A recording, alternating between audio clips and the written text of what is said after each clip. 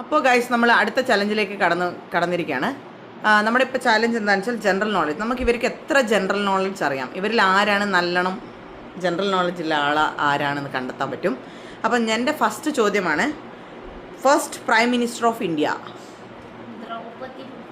എൻ്റെ മോളെ,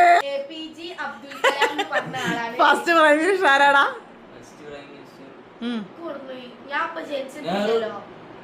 ആ പൊളി, അവൻ പറഞ്ഞിട്ടോ, പണ്ഡിറ്റ് ജവഹർലാൽ ആ സാധനം തന്നെ.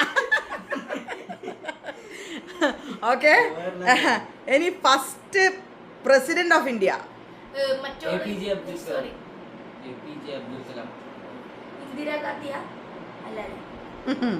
അല്ല, എന്ത്?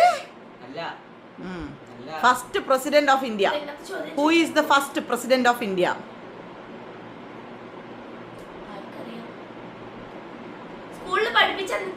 ജനറൽ നോളജ് അറിഞ്ഞൂടെ എനിക്ക്? ജനറൽ നോളജ് സ്കൂളിൽ നിന്ന് പഠിപ്പിച്ചെന്നിക്കില്ല. ഇത് ഫസ്റ്റ് പ്രസിഡന്റ് ഓഫ് ഇന്ത്യ ഒന്നും പഠിപ്പിച്ചെന്നിക്കില്ല. ആ, നിന്റെ സ്കൂളിന്റെ പേരങ്ങ് പറഞ്ഞേ. First president of India guys, first president of India. എന്നോട് പറയിപ്പിക്കണ്ട.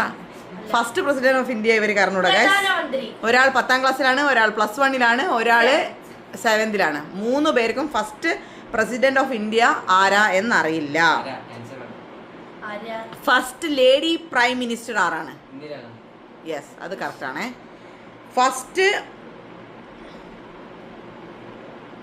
ലേഡി പ്രസിഡന്റ് ആരാണ്? ദ്രൗപദി മുർമു അല്ല കേട്ടോ.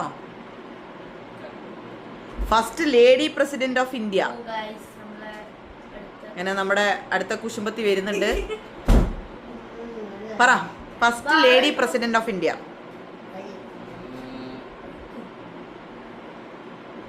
കമോൺ. പ്രതിഭ പാട്ടീലാണ്. പ്രതിഭ പാട്ടീൽ. ഇത് ഈ 3 പേർക്കും അറിഞ്ഞൂടാ ഗൈസ്. 3 പേർക്കും ഫസ്റ്റ് ലേഡി പ്രസിഡന്റ് ആരാന്ന് അറിഞ്ഞുകൂടാ.